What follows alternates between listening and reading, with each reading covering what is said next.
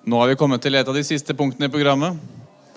Da har jeg gleden av å introdusere ikke bare en hvilken som helst representant fra ambassaden, men selve ambassadøren, som har vært I Norge de 4 siste årene, og har hjulpet å styrke samarbeidet mellom Norge og Israel. So, please welcome the Ambassador to Norway from Israel, Alon Roth.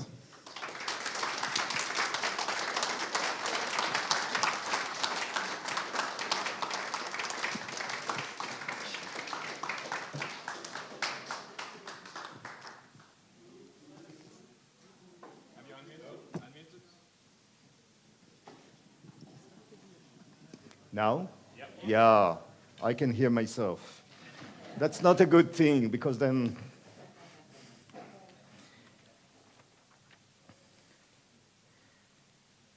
Wow.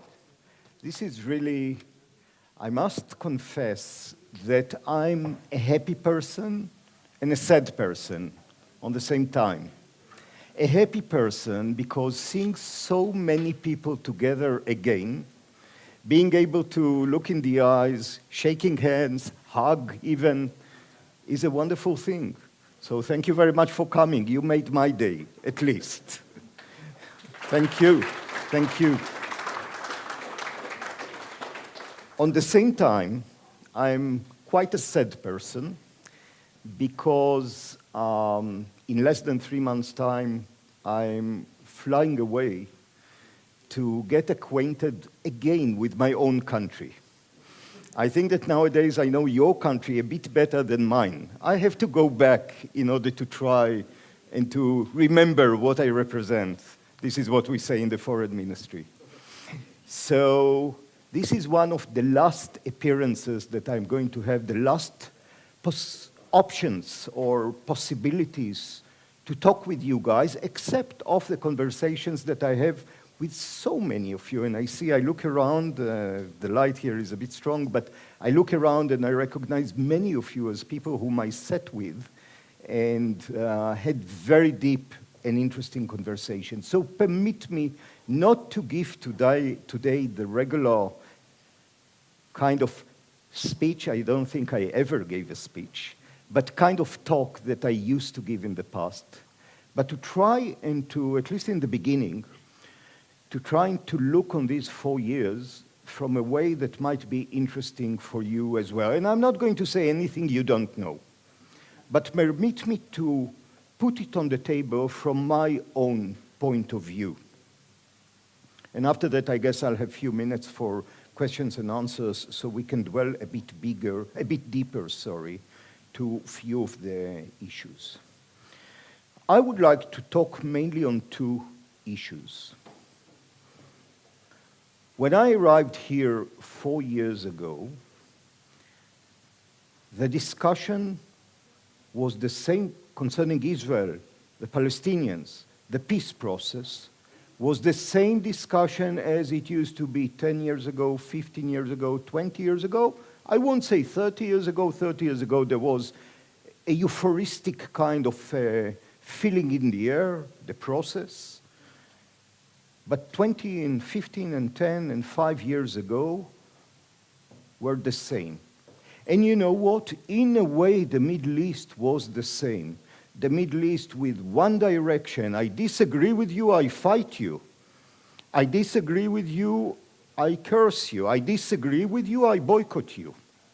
This was the Middle East, especially in regard to Israel. But few years ago, things have changed. And the culmination of it that you know very well, again, I'm not going to reveal any secret, but I want to look at it from a different angle, is the Abraham Accords. And I will get deeper a bit. But the Abraham Accords as a kind of a title is a totally different thing in town. Much bigger than just 4 more accords, peace accords, 4 more very nice papers with lots of signatures, lots of ceremonies, lots of projectors. It's much deeper than this. It's a newcomer into this difficult neighborhood called the Middle East. I call it, I'm an engineer, I studied lots of mathematics and physics. I call it a different vector, a new vector. There was the old vector, I disagree with you, then we show each other who is stronger. It was described just a minute ago by the ex-Israeli officer that gave an excellent description of what's going on in this neighborhood. The same tradition, the same vector. But there is a new vector that not just coincides, contradicts the old vector. I still might disagree with you, but I'll disagree with you around the table. I'll disagree with you when we shake hands. I'll disagree with you when we sign agreements, not just in the UN Security Council, but in your capital, in my capital, on commerce, on academic cooperation, on religious issues, on political issues, on everything. I might still disagree with you. I might still vote against you in the UN here and there. But hey, we do it now in a different way, because in the evening you will come to my house in Doha or in Jerusalem, and we will drink coffee, eat cake, and play backgammon, sheshbesh, as we call it, together. Tomorrow, the day after, we will slap each other. That's fine. It happens everywhere. Everywhere. But we will hug in the beginning of the day and the end of the day. And we will cooperate. This is a new vector. It sounds so simple. What is this ambassador telling us, that cooperating is a good thing? Yeah, of course. I said, I'm not going to reveal any secret. Let me give you an example of what it yields, something that just 2 years ago would have been science fiction. I served in Jordan for 3 years, so I know what I'm talking about. Few months ago, half a year ago, an interesting agreement was signed. Again, such an agreement in Europe is not a big deal. But what is the thing that we have in abundance in the Middle East? Sunshine. What is the thing we don't have in the Middle East? Water. Exactly. In one phrase, the UAE, the United Arab Emirates, is putting money in order to build a huge solar panels field in Jordan, which has huge area empty, which has, 320 days of sunshine every year, that will produce clean, I don't know if it's going to be expensive or not expensive, but clean energy that will be sold to Israel. In Israel today, thanks God and thanks technology, we have water in abundance as much as we want, because we desalinate water from the sea. So we will sell them the water.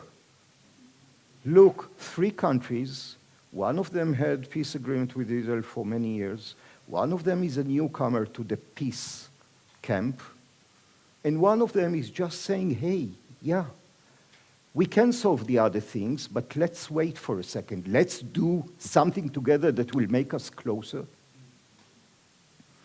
This is in order to show you, and I have dozens of such examples, how this thing brings cooperation that is beyond just water and electricity alone.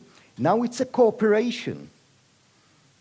I'll give you one more example to what such a thing can bring. Something that is very well known to you, gas, natural gas. There is now lots of natural gas that was found in the East Mediterranean. Wonderful. Money, isn't it? Especially nowadays. Everyone needs gas. But in the Middle East, it has one more, such an important factor. It links countries together. The Israeli Minister of Energy is sitting with 7 other ministers of energy, at least once a year, if not twice a year, talking together. What shall we do together? I will pump the gas out, you will liquefy the gas, he will send the gas to Europe, we all happy. Win, win, win. This is a new vector in the Middle East. I can give many more examples. I will not. I'll stop here because I want to come back to Norway. And here I will use the fact that I'm leaving in 3 months' time. I will still be polite, a very polite diplomat. As you know, I'm not. But I will just say that unfortunately, this strategic level, this, as we say, 30,000 feet high in the air, kind of looking down, is not to be seen in the media. It is still the very low, shallow, he killed him, he did this, he protested, he, etc., etc., etc. And this shapes minds, and this shapes perceptions, and this shapes policies. And I'm not here in order to tell Norway what to do and what not to do. I'm still a diplomat. In 3 months' time, I might say other things. Today, I'm saying very politely, this discourse can change. It has to change. And I'm looking into your eyes. I wish I could look in the eyes of each one of you. And the things I will say later. But now I want, as a non-polite Israeli who demands, I look at you and I ask you a very simple thing. Please tell this story. Please tell this story. When this ambassador is telling the story in English, not the best English, I'm not Natasha Hausdorff who speaks in wonderful British accent English. When I'm saying this, it is being heard. Say it in Norwegian, write it in Norwegian, talk in Norwegian. Ask us to come to your places where we can tell this story, with jacket and tie or with jeans and t-shirt. This is a story that should be told because this is really the continuation of something that your country tried to do 30 years ago in the Middle East. Yesterday we had a very sad decease in Israel. Every decease is sad. Someone died. The name of the one that died yesterday is Uri Savir. Who knows this name? Uri Savir was the Director General of the Israeli Foreign Ministry in the times of the Oslo process. I'm not here in order to say whether Oslo process was good or bad. This is not the issue at all.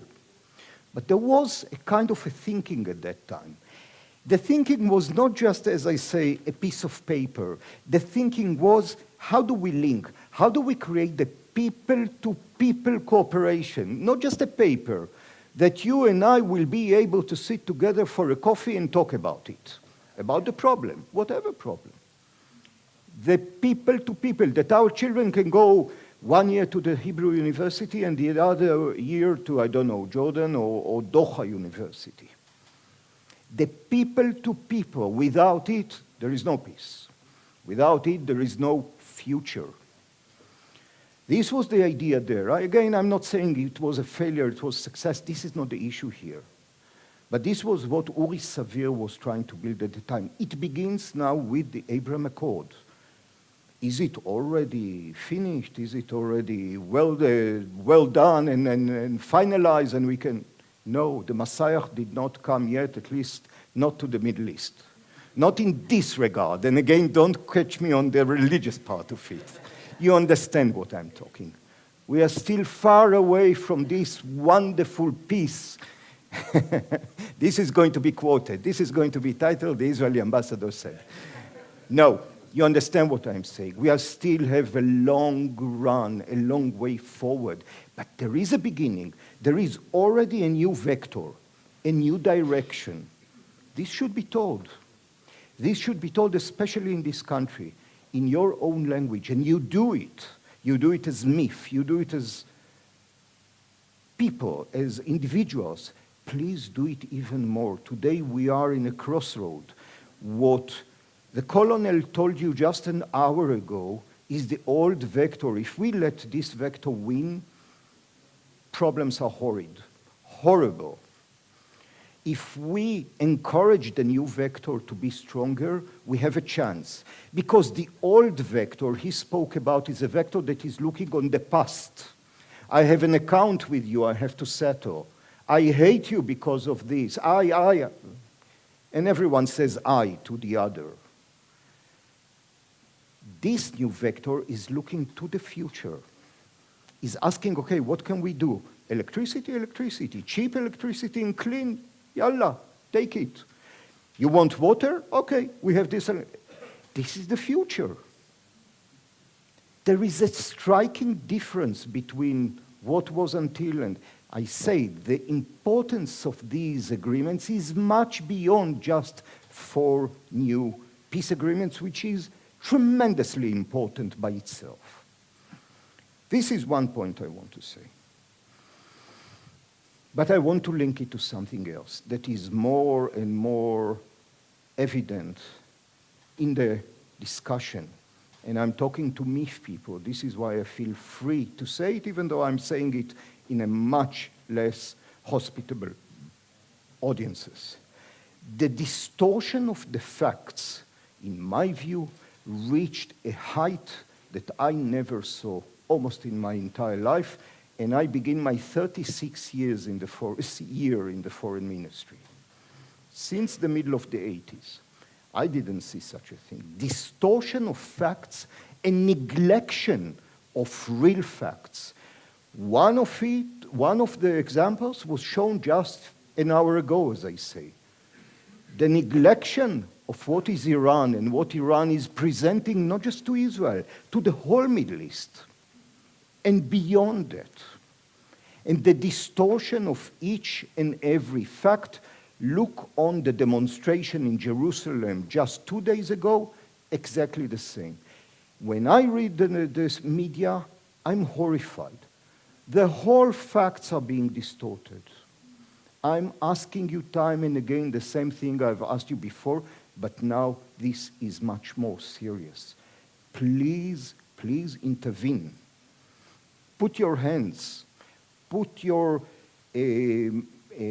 computer into action. In your words, not in mine. Don't come to me and ask me, Mr. Ambassador, can we have information? No, you know how to do it. I don't want to do it. You know how to do it. You speak the language and the psyche of the Norwegian audiences.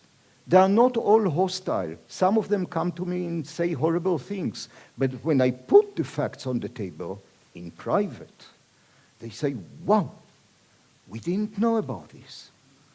I just visited a university 4 weeks ago, 3 weeks ago. I spoke to something like 30 young guys, something that was arranged by someone who sat in this room just until a few minutes ago. I spoke with them. They were surprised. Some of the things I showed them, and believe me, I didn't show any secret, were the first time they encountered facts and line of thought that they didn't see until now. This is more than needed, and here I'm giving you my perception after 4 years of serving here. It is much more needed today even than 4 years ago. Yes, things have changed for good in some items, but in some, much less. And we have a huge chance of doing this here. I want to say something else, and Konrad, is it possible to put this on the... Yes. This is a slide that I built.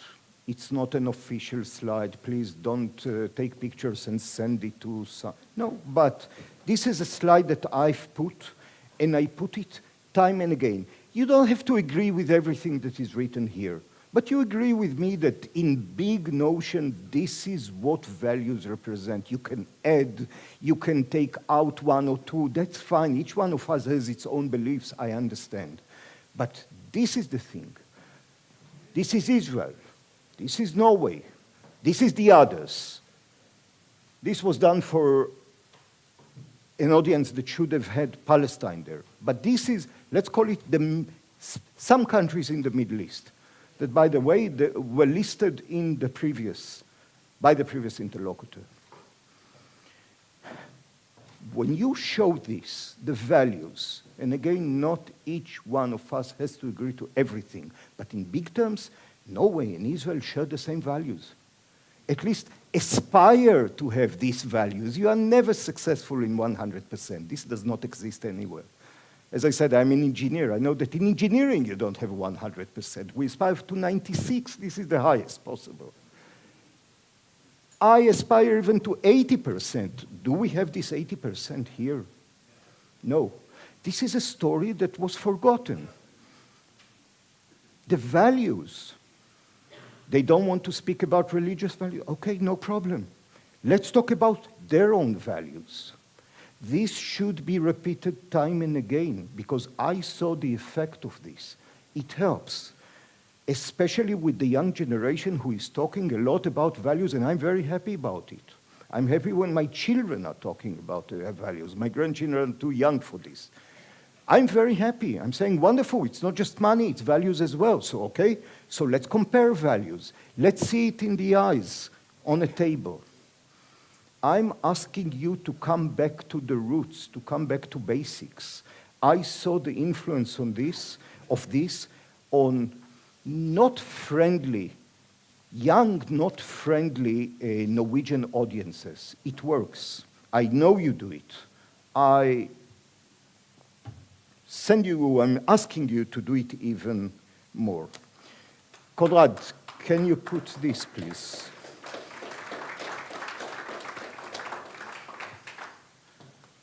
Again, I could have put on this slide millions of other facts.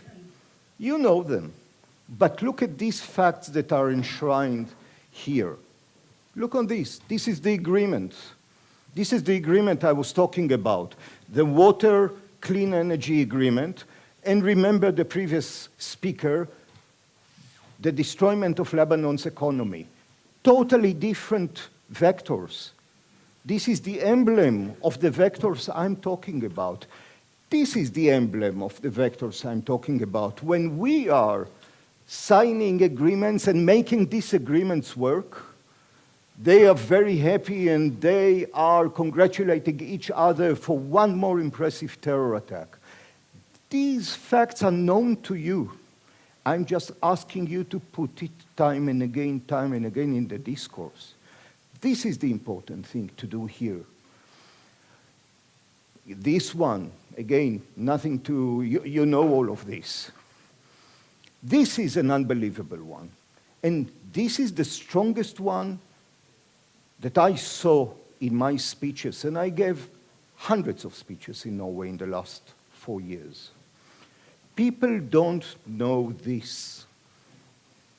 That while we are trying, first of all, we build our economy, but I'm not here in order to talk with you nowadays on the economy of Israel. You can ask me a question, I will answer happily. But Israel is trying to work on these mutual flourishing economies, not just the Israeli economy, mutual, yours and mine, together, as I said, here, and with the gas, together. Together. It doesn't mean that we don't want to be rich and prosperous and happy. Of course we won't. But this is important. They are doing this. People don't know this. I don't think there is an audience beyond audiences like you who know it. I don't think there is an audience that didn't say, wow, Mr. Ambassador, are you sure? Can you give us examples? Yeah, there are examples. How they bombed it, how they killed people who wanted to work there, how they destroyed every possible economic cooperation in Gaza and beyond. By the way, including those who call for boycotts. When they boycott, presumably just the exports from the territories, from Judea and Samaria or West Bank or whatever they will call it, what do? They make sure that hundreds of Palestinian families will not earn any shekel, any dollar the next month. Nothing. They will not be guarded by the Israeli Histadrut, which is the Israeli LO. This is what they make sure, that there is no economic economic future and prosperity, and they kill something that's even worse with these boycotts. You know what? The fact that an Israeli worker is arriving in the morning with a Palestinian worker from Gaza or from Judea and Samaria, working together, eating the sandwich in lunch together, maybe even inviting him to his Ramadan or to his bar mitzvah the week after, because they found out that they are very nice guys. Why not? He's a nice guy. I don't like Arabs, but he's a nice guy. I hate Israelis, but he's a very nice guy. That's the people to people. So these boycott people who work for the peace, they kill peace with every movement they do. Facts. I'm not speaking about perception. I have my own perception, they have. I'm speaking about facts. Think of it. It's so clear. People don't know it. Please speak about it. And as I don't have much time and I want to leave some time for cooperation, I want to show you two more, or to talk with you about two more things. Konrad, is it possible to put this, please, the third one? This is what I talked before, and I want you to remember. Look, this guy is His Excellency, the United Arab Emirates Minister of Foreign Affairs, and this is the Israeli Minister of Foreign Affairs, Lapid. But look what the UAE Minister of Foreign Affairs is saying. I will read, I'm sorry, it's down. UAE-Israel peace is more than an agreement. It's a way of life. I don't think I read many times in my life such an important statement concerning the Middle East. It's a way of life. Way of life. This is much bigger than everything. I don't have to explain to you. You are adults. You understand exactly what is the difference between just let's win here and there or let's create a way of life. Much stronger, much deeper, much more emotional and much more relevant to the future. And this is said by a prominent Arab Minister of Foreign Affairs concerning Israel.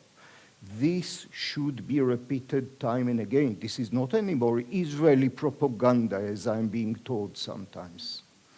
This is a real statement that means that, yes, we are striving for the future. And permit me to say something more. In an issue that few of you heard me already saying that I didn't want to touch. That when I came here 4 years ago, I promised myself I'm not going to touch, I'm not going to talk about, I'm not going to deal with anti-Semitism. I'm really sorry to say that my grandfather, who was a Holocaust survivor from Hungary and later on Romania, fled to Romania with my father, who is as well kind of Holocaust survivor as a child. He said to me once, when I was already in the foreign ministry, he said to me, Alon, do you really think you can change anti-Semitism? And I said, well, you know, you don't have to explain everything by anti-Semitism. He said, you are wrong and you will not be successful. And I was, you know, my grandfather, I was a bit angry. How can he say it to me? I was 20-something. Angry. Ex-Israeli officer in the army, of course. You can't say such a thing to me. I'm afraid that my grandfather was right. We see this ugly beast coming again to town. And worse than this, and here is my perspective on the 4 years.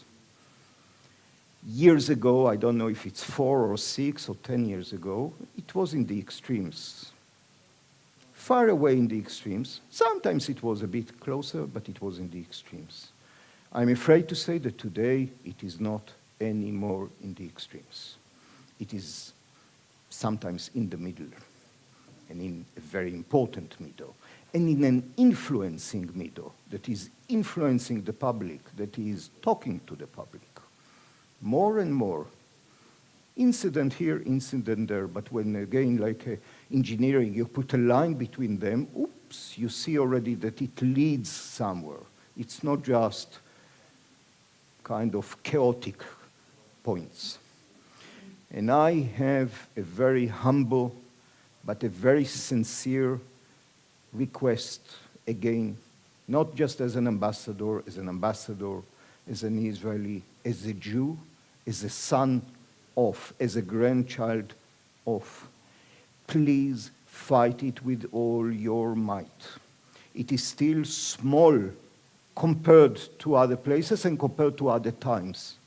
But the fact that it is small says not that we can wait until it might become bigger if it will become, no.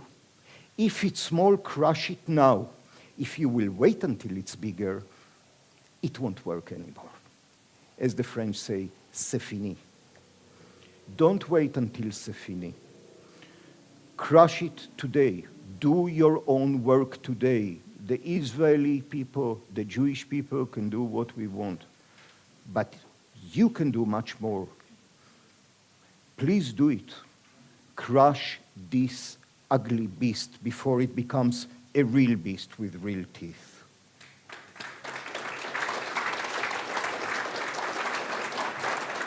And two very short points. Again, a thing that I said in the past, but unfortunately for 2 years was much less possible. I always say, very humbly, one good visit in Israel is better than 10 speeches of this ambassador. One good visit in Israel. Not good the way I see it, the way you see it. It's possible again. Borders are open, airplanes flying, airports open. Please, you have 2 hands. Go to Israel. Take with one hand, the right hand, take a child, a grandchild, young generation. Bring them to Israel. Show them Israel through your eyes and their eyes. Show them Jerusalem and Nazareth and Tel Aviv as well, with the beach, with everything we have. And take in the other hand, in the left hand, someone who doesn't like Israel, a neighbor, a friend, a colleague at work, someone you know who doesn't like Israel, someone who opposes Israel, someone who thinks that soldiers in Israel are just walking with rifles and killing everyone. Never been to Israel, never saw it. Take them to Israel, right hand and left hand. This is so important. One good visit through your eyes, not my eyes, through your perception, through the things that are of interest for you, is much better than everything I can do. This is the best blessing that you can do to Israel and to Israeli-Norwegian connection, relations, and cooperation. Because when you bring the young grandchild who is a student, and she is a student for business management, and she will see innovation in Israel that I didn't speak about. She might even stay for 2 months in order to see how we do innovation in Israel. Why is innovation in Israel so successful? Great. Not just Palestinians and the Middle East and peace and wars and whatever. Cooperation. This can happen not if I will give a speech or if you will try. Bring them please to Israel. We sell Israel much better with people that arrive to Israel and see the truth with their own eyes. And go to an Arab restaurant in Jaffa and see that there are more Jews in these Arab restaurants than Arabs. As the restaurant that I'm going every time I come to Israel, at least once a month. I can give you the name and the address afterwards. Please do it. This is extremely important. And the last, and I'm finishing.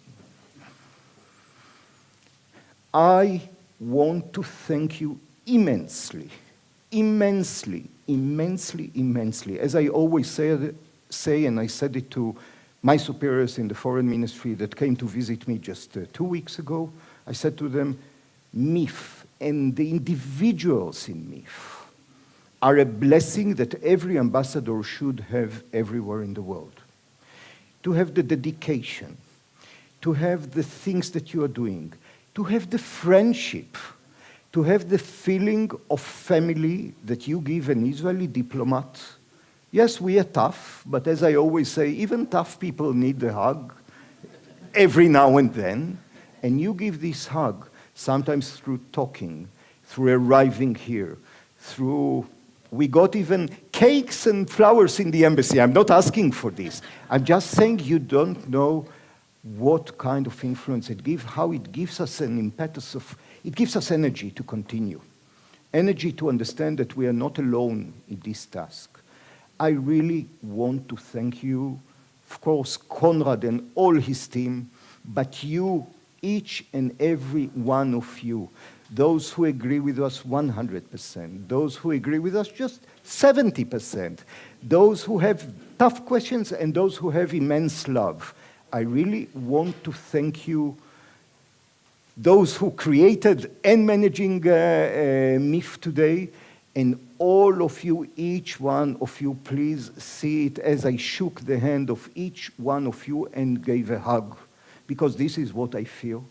And please, bring the young generation to the facts and to the notion of this family called MIF. I think it is so important. Thank you very, very much.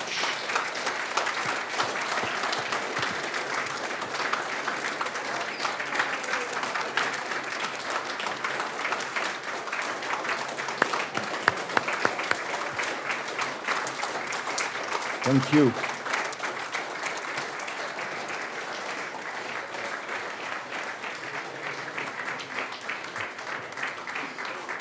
Should go up.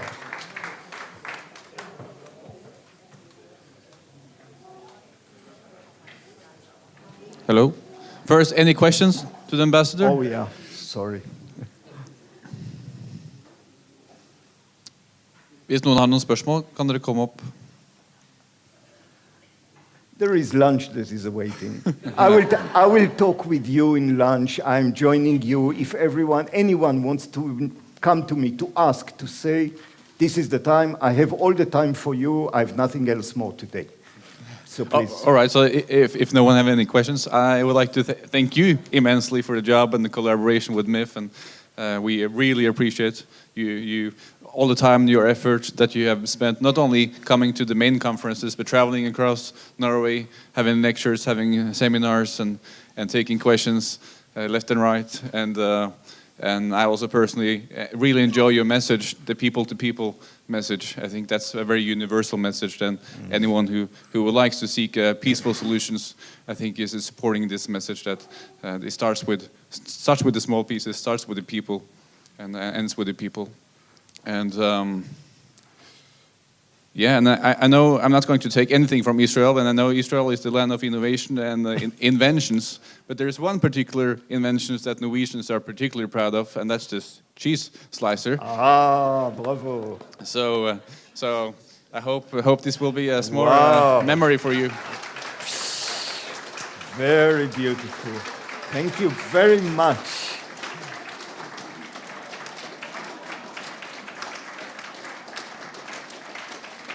I must finish, can I? I must end with a kind of a real joke. It's not a joke, and it's reality. I came last time to Israel just a few weeks ago. I had a new granddaughter born, so I went to see her. My third one, thank you. And I'm entering in customs. Sir, can you please come with your suitcase? You see, even an Israeli ambassador, I don't get any benefits there. Okay, yeah. He scans my suitcase, and he stands in the other side. He looks at me, serious face. And he said, wow, yeah, you have diplomatic passport? Oh, very interesting what we found. Very interesting. I look at it, I have no idea what he's talking about. Yeah, I wish I had enough gold and money to bring home, my kids need to pay their mortgages. And then he says, can you open the suitcase? I opened the suitcase. He said, what are these 2 bags? I tell him it's Norwegian cheese. My family loves Norwegian cheese, so I'm a Norwegian cheese merchant when I go to Israel. So Norwegian cheese I will never forget. Thank you. Thank you so much. Thank you so much.